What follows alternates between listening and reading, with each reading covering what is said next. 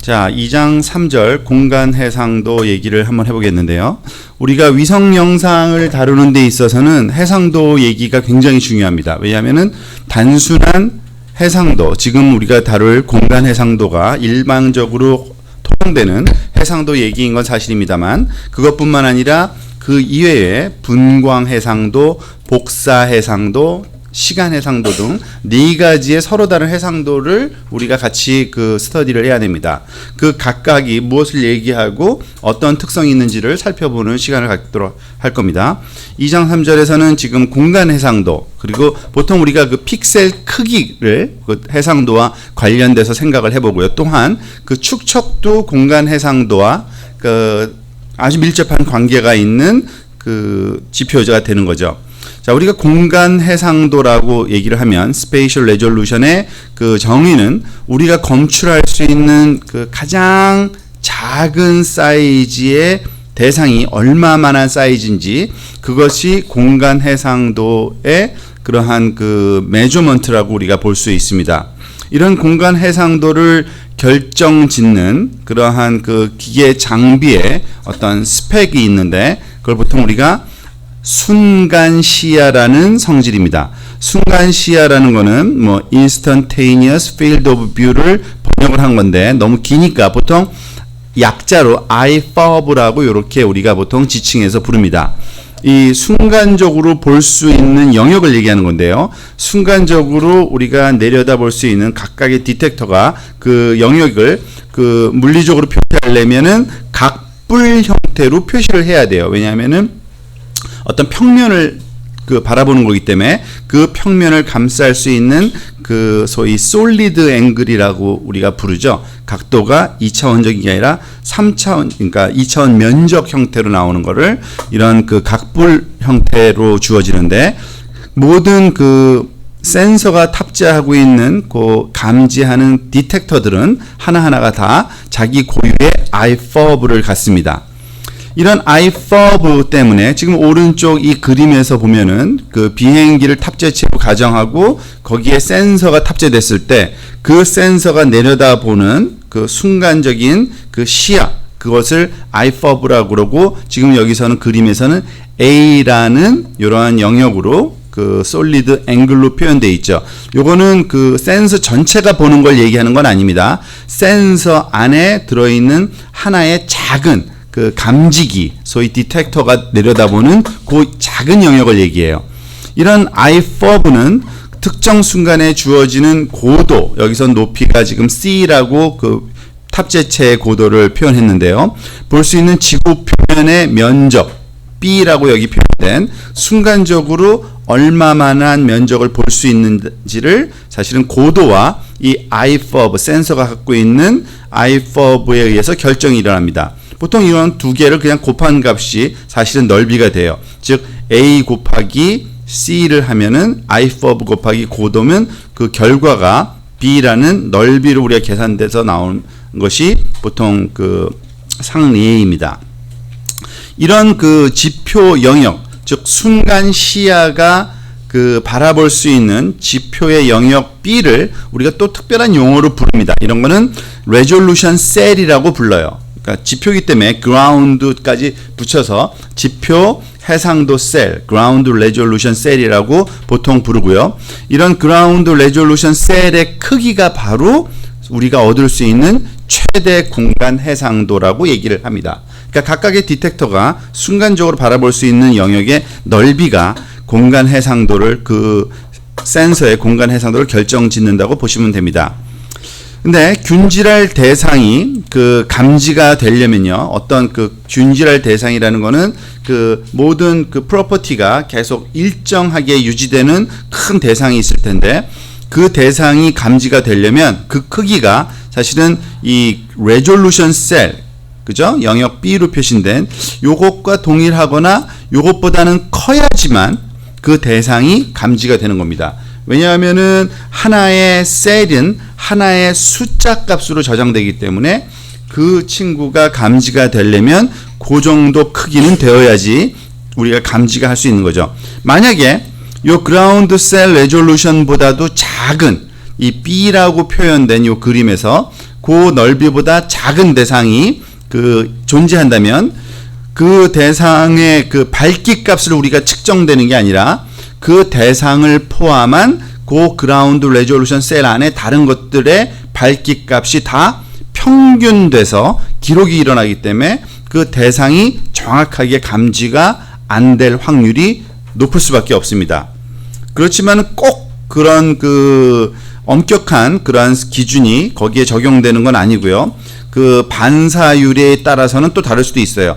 반사율이 너무나도 특별하게 차이가 난다든지 하면은 그 그라운드 레졸루션 셀보다도 더 작더라도 우리가 보통 이거는 서픽셀이라고 보통 얘기하는데 픽셀보다 작다는 의미죠. 그거보다 작은 사이즈를 우리가 레졸루션 셀로도 감지가 가능한 경우가 있는데 그거는 아주 특별한 경우고요. 일반적으로는 레졸루션 셀보다 크기가 우리가 더 크거나 그거보다 동일한 사이즈일 경우에 대상이 식별될 거다라는 것을 쉽게 예상할 수는 있습니다.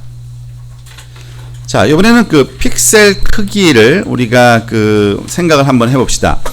보통 이미지 픽셀은요, 우리가 알다시피 디지털 이미지에선 픽셀은 사각형, 정확하게 정사각형으로 표현하는 게 가장 일반적인 그러한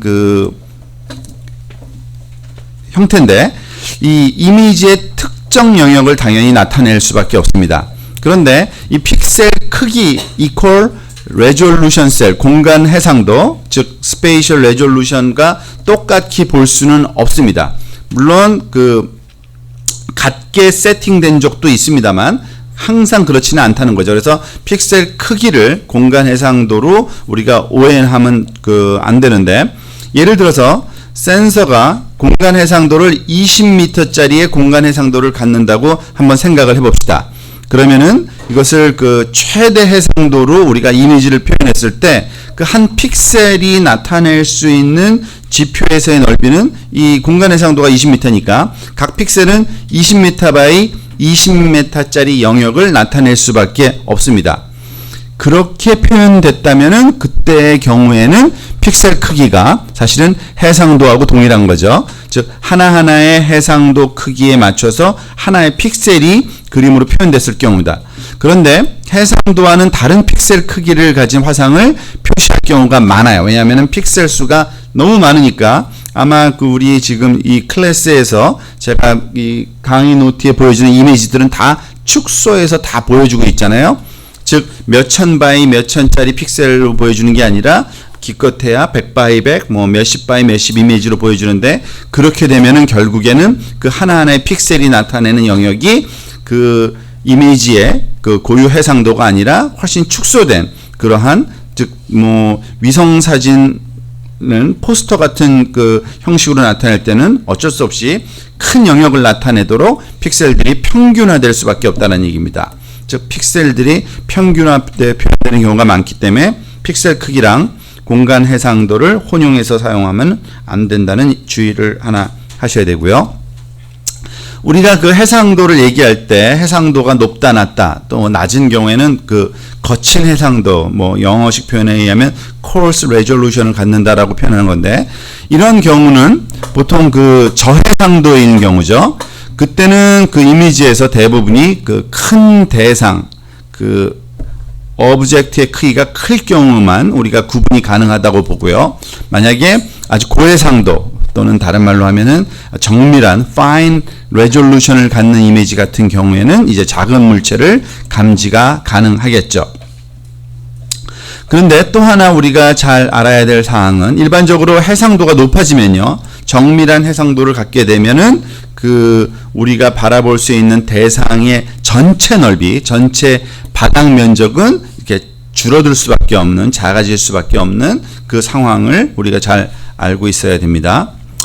보통 군사용 센서 같은 경우에는 굉장히 해상도가 높게 만들어져 있습니다. 그리고 아마 일반에게 공개가 안 되는 그러한 정도로 아주 고해상도가 지금 운용되고 있는 게 사실이고요. 하지만 일반적으로 우리가 접할 수 있는 위성은 보통 상업 위성으로부터 얻어지는 건데, 이러한 위성에서 얻어지는 해상도는 크게는 몇 킬로미터짜리 그 거친 해상도를 갖기도 하고요.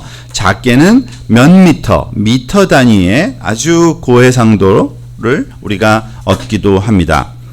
우리가 축척 얘기를 또 안 할 수가 없죠. 보통 지도의 그 정밀도를 얘기할 때 쓰는 유닛이긴 합니다만 이 축척과 그런 그 해상도는 정확한 그런 그 함수 관계에 있기 때문에 우리가 좀 알 필요가 있는데, 축척이라고 보통 스케일을 축척이라고 번역하는데, 그 스케일이라고 하는 것은 그 소위 비율입니다. 어떤 비율을 얘기하냐면 실제 지상 거리에 대한 이미지 안에서 나타난 거리, 그 비율을 우리가 보통 그 축척 스케일이라고 얘기를 하죠. 즉 1대 뭐 10만 스케일이다 그러면은 1cm 지도에서의 거리가 사실은 10만 cm의 실제 거리다라는 이러한 표현인 거죠. 그렇게 되면은 이게 10만 cm는 한 1km인데 1km가 1cm로 표현됐을 때 1대 10만.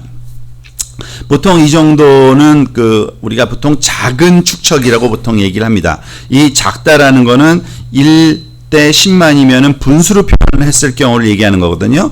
분수로 표현하면 1 나누기 10만이니까 10만 분의 1은 아주 작은 숫자잖아요. 그래서 이거를 우리가 작은 축척이다 얘기를 하고요. 그리고 그 1대 5천 정도 예를 들면, 그러면 5천분의 1이면 분모가 좀 작으니까 그 비율 값은 굉장히 커져요. 그럴 경우에는 보통 우리가 큰 축척이라고 얘기를 합니다. 지금 오른쪽 아래에 있는 게 큰 축척 그 영상이라고 보시면 되고요. 그 위 상단에 있는 게 작은 축척의 영상이라고 보시면 되겠죠. 즉 고해상 영상이 우리가 큰 축척 영상이고, 그 저해상도 영상이 보통 작은 축척의 영상과 그 대응된다고 보시면 그 용어가 맞게 표현된 겁니다. 자, 이번엔 Did you know를 통해서 또 우리가 그 잘 모르던 사실 하나를 우리가 한번 정리를 해보고 넘어가도록 하겠습니다. 그 오른쪽 하단에 지금 그 도식화되어 있는 그 상황은요, 지구 표면을 관측하는 그 항공 탑재체에 그 탑재한 그 센서의 촬영 장면을 한번 묘사해 본 건데요. 비행기가 이제 지면을 뚫고 나오는 그런 방향으로 비행하고 지표 하부, 그러니까 하부의 지표를 관측하는 겁니다.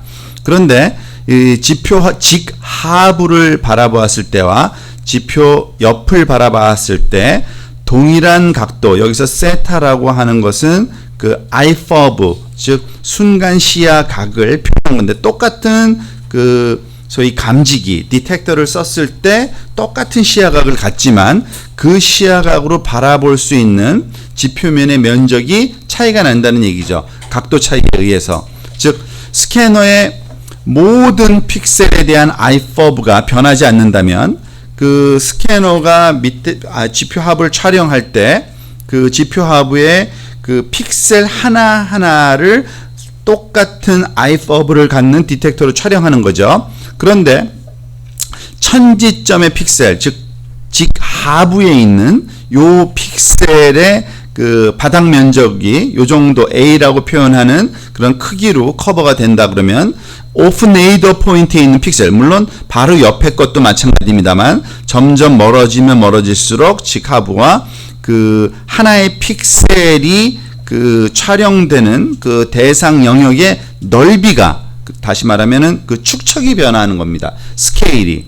그래서 이 보통 공간 동일한 그 센서로 순간 같은 시간에 촬영된 하나의 이미지라 할지라도요, 이미지 중심에서의 공간 해상도랑 그 관측폭 가장자리 스와스 그 사이드에서의 그러한 그 픽셀이 갖는 그 공간 해상도는 점점 나빠질 수밖에 없다는 얘기입니다. 물론 이런 정도는 그 기계적으로 우리가 그 시스테매틱하게 수정이 돼서 이미지가 배포됩니다만 우리한테 주어지는 이런 상황이 어떻다라는 정도는 알고 있어야 될 것 같고요. 자, 퀴즈를 통해서 또 우리가 방금 전에 정의한 뭐 축척 그리고 해상도 얘기를 한번 정리를 해볼까요?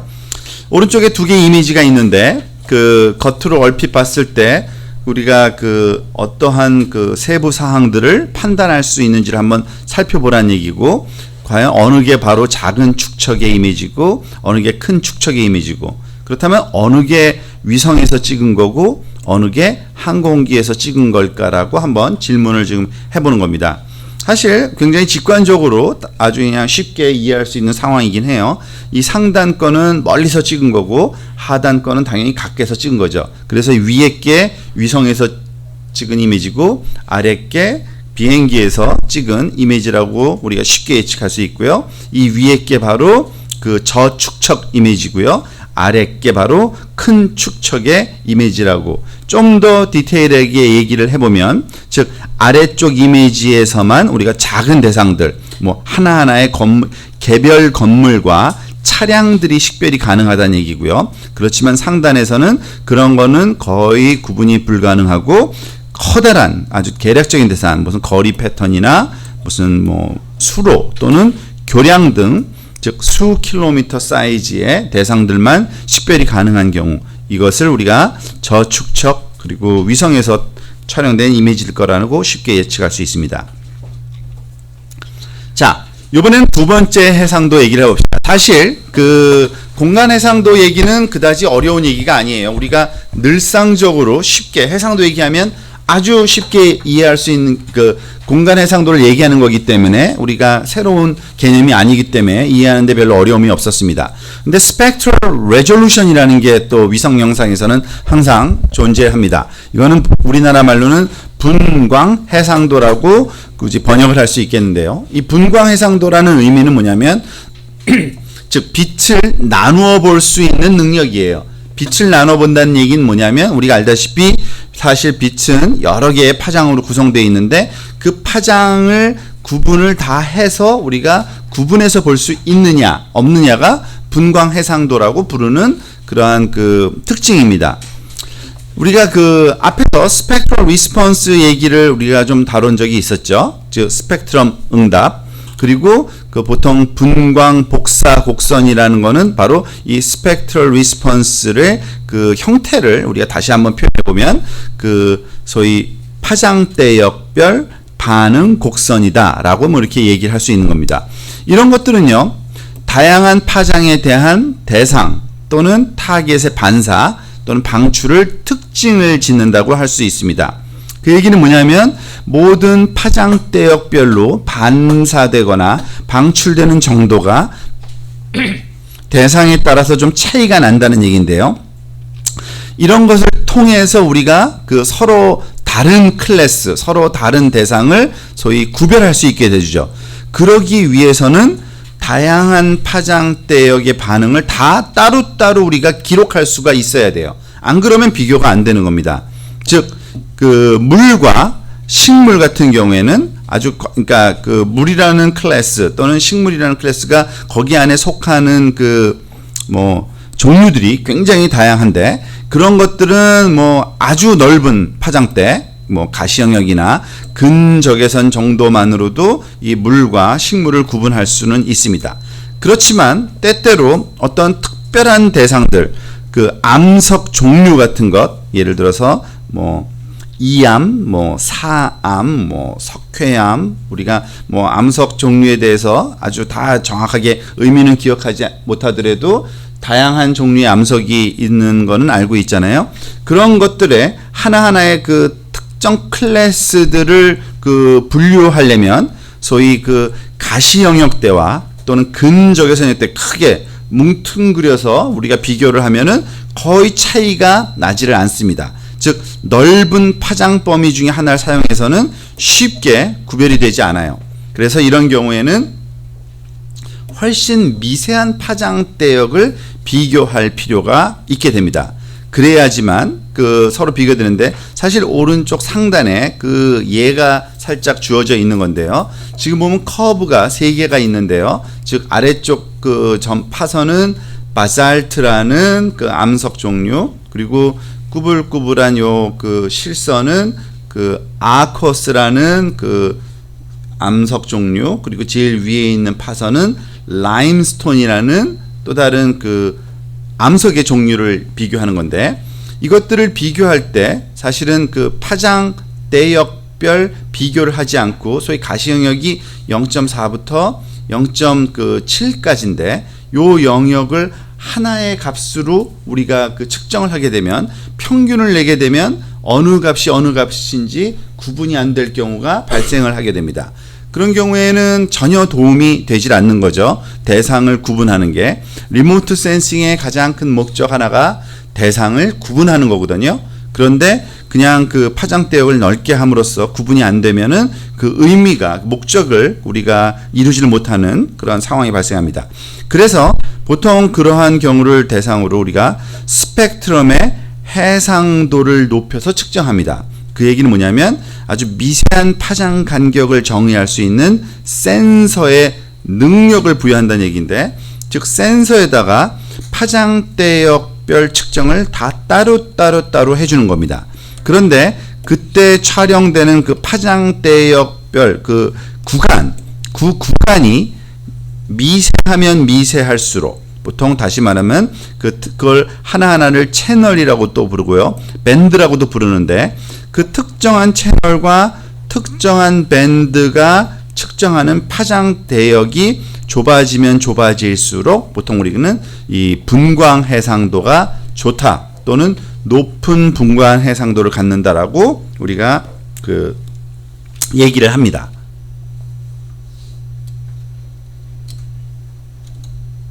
죄송합니다.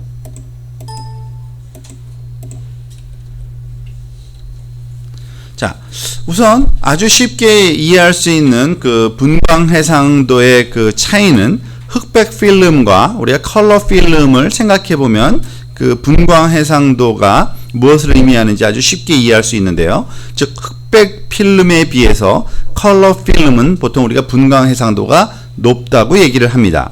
왜냐하면 그 흑백 필름 같은 경우에는 0.4부터 0.7까지의 마이크로미터에 이르는 그 모든 파장대를 합쳐서 하나의 값으로 측정하는 게 소위 흑백 필름입니다.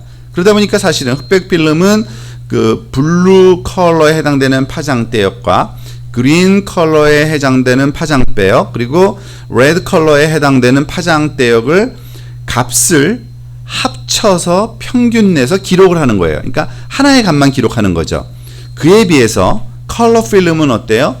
블루 컬러에 해당되는 파장대역, 예를 들면 0.4부터 0.5 마이크로미터 파장대역의 그 구간에 있는 에너지의 크기를 평균 내서 하나의 값으로, 그린 파장대를 또 다른 값으로 0.6과 0.7 사이에 해당되는 빨강색에 해당되는 파장대는 또 다른 값으로, 즉 세 개의 값으로 측정을 하는 겁니다.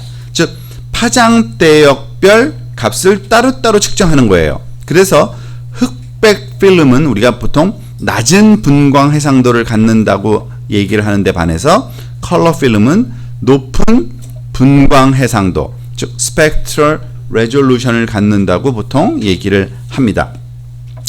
그래서 사실은 그 인공위성에 탑재되는 대부분의 원격 탐사 센서들은요, 이 다중 분광 센서를 사용합니다. 그러니까 센서의 가장 일반적인 형태가 바로 다중 분광 센서인데, 멀티 스펙트럴 센서를 번역을 이렇게 한 건데요. 즉 다양한 파장대를 따로따로 측정한다는 그 의미입니다. 즉 다양한 스펙트럼 해상도로 여러 서로 다른 파장 에너지를 기록하는 원격 탐사 시스템을 다중 분광 센서라고 얘기를 하고요. 심지어는 이 그 센서에서 촬영되는 그 파장대 구간의 개수가 수백 개에 이르는 그러한 아주 특별한 센서도 있는데, 그러한 센서는 초다분광 센서라고 불러요. 그러니까 하이퍼 스펙트럴 센서라고 부르는데, 이런 하이퍼 스펙트럴 센서에 또 다른 목적이 있는데, 이거는 그 일반적으로 항상 활용되는 건 아니고요. 보통은 10개 미만, 한 4개 이상 또는 뭐 그 사이에 있는 값이 활용되는 게 가장 일반적입니다. 이런 초다분광 센서 같은 경우에는 당연히 수백 개의 그 채널로 측정하기 때문에 그 가시 영역과 근적외선 영역, 그리고 중간 적외선 영역까지를 수백 개로 나누다 보면 그 하나하나의 밴드는 아주 좁은 스펙트럼 대역으로 측정될 수밖에 없는 그런 상황이 우리한테 주어지기도 합니다. 자, 퀴즈를 통해서 우리가 배운 내용의 그 핵심적인 그 사항 한 가지를 좀 정리를 해볼까요? 그 조금 전 그 페이지 마지막에서 설명된 초다분광 스캐너 같은 경우에는요, 그 복사 에너지를 아주 좁은 스펙트럼 대역, 그 보통은 수백 개를 우리가 측정을 하게 되는데, 이런 특수 다중 분광 센서의 장점이 과연 뭘지 또는 단점이 뭘지를 한번 생각해 보자는 얘기입니다. 물론 장점과 단점이 항상 있게 되는데, 이런 그 하이퍼 스펙트럴 스캐너 같은 경우에는 너무 좁은 대역폭을 측정하기 때문에 사실은 스펙트럴 레졸루션, 즉 그 분광 해상도는 우리가 얻을 수 있는 것 중에 최고입니다. 아주 최상의 분광 해상도를 얻을 수는 있어요. 즉 이렇게 그 최고의 분광 해상도를 얻게 되면요, 그 각 픽셀에서 그 검출된 에너지를 거의 연속적인 스펙트럼을 우리가 다시 구축했는데, 앞에서 봤던 그 스펙트럼 리스폰스라는 그 스펙트럼 대역별 반응에 대한 그 커브까지도 우리가 얻어낼 수 있는 아주 좋은 그러한 정보를 얻게 되는 장점이 있습니다. 즉 자세한 반사율과 그리고 흡수, 반응 또는 목표물들 사이에 아주 미세한 변화를 구분할 수 있는 그런 굉장히 좋은 장점이 있습니다. 하지만 단점은 또 이거예요. 데이터의 크기가 너무 커집니다. 즉 데이터의 그 하나의 픽셀에 주어지는 값이 한 개, 두 개, 서너 개가 아니라 수백 개의 값이 할당이 되는 거예요. 그러니까 사실 이미지의 한 이미지도 크기가, 파일 사이즈가 수백 배로 커지는 거죠. 그래서 그 저장 또는 조작이 훨씬 더 어렵게 되고요. 또한 데이터가 너무 많아지면요, 우리가 사실 분석하는 것도 그렇게 만만한 일이 아닙니다. 여러분 아시다시피 사람이 그 해석에 개입하는 경우가 굉장히 많은데, 우리가 그 우리의 눈으로 그 사용해서 데이터를 해석할 때 사용 가능한 그런 그 파장대역 그 밴드의 개수는 맥시멈이 3개예요. 왜냐면 컬러 코딩 그 이상 개수를 한 번에 우리가 해석할 방법이 없습니다. 사람은 더군다나. 그래서 굉장히 그 해석과 분석이 어려운 그러한 문제도 또 날 수 있다는 얘기입니다. 다시 한번 또 퀴즈 툴을 통해서 그 파장대역과 그 채널별 그 의미를 정확하게 숫자로 한번 체크해 보는 시간을 이 퀴즈를 통해서 갖겠는데요. 하이퍼 스펙트럴 센서 중에 대표적인 그 센서가 하나 있는데, 뭐 이름이 카스라고 부르는 거예요. 이런 약자예요. Compact Airborne Spectrographic Imager라고 부르는 건데, 얘는 채널을 288개나 가져요. 그러니까 거의 300개에 육박하는 그런 밴드를 갖는 거죠. 그리고 파장대역은 어디를 측정하냐면 0.4 마이크론부터 0.9, 그러니까 가시 영역 플러스 니어 인프라레드를 약간 좀 측정하는 그런 겁니다. 근데 이 0.4에서 0.9면은 0.9에서 0.4를 빼면 얼마? 0.5 마이크로미터 파장대역을 288개로 측정하는 겁니다. 그리고 각 밴드에다가는 어느 정도 그 소위 파장폭을 할당되어 있냐면 1.8 나노미터 정도의 파장대역을 할당해 놓고 있는데요. 뭐 좀 더 정확하게 얘기하면 그 나노미터는 10의 마이너스 9승 미터니까 10의 마이너스 9승을 여기다 곱하면은 뭐 그 예상이 대충 될 겁니다. 이 파장이 그렇다는 얘기인데, 그러면은 288개를 0.4부터 0.9 마이크로미터까지를 1.8 나노미터 간격으로 이렇게 촘촘하게 늘어놓으면은 밴드 사이에 중첩이 생길까 안 생길까 묻는 건데, 뭐 아주 간단한 산수 계산입니다. 그죠? 왜냐면 촬영하고자 하는 파장대역이 전체가 0.9 빼기 0.4에서 0.5 마이크로미터인데, 얘를 1.8 나노미터 간격으로 288개를 놓았을 때는 얼마 정도 영역인지를 보면 뻔히 알겠죠? 1.8 나노미터는 1.8 곱하기 10의 마이너스 9승 미터니까 그게 288개가 있으면 이걸 다 곱하면은 0.0000005184 미터가 되는데, 이거는 그 마이크로미터로 따지면은 10의 마이너스 6승이니까 하나, 둘, 셋, 넷, 다섯, 공을 그 6개를 빼버리면 되죠. 그러니까 0.5184 마이크로미터인데 0.5 마이크로미터보다는 0.0184 마이크로미터가 더 넓어야 되죠. 결국엔 요 정도의 겹침 현상이 나타날 수밖에 없다. 뭐 그런 결론입니다. 뭐 이게 얼마나 겹치는 게 중요한 게 아니라 우리가 그 각각의 파장대역이 의미하는 것, 여기 그 공간, 그러니까 분광 해상도에서 그것의 의미를 정확하게 숫자로 한번 우리가 검증을 해본 그런 거라고 보시면 됩니다.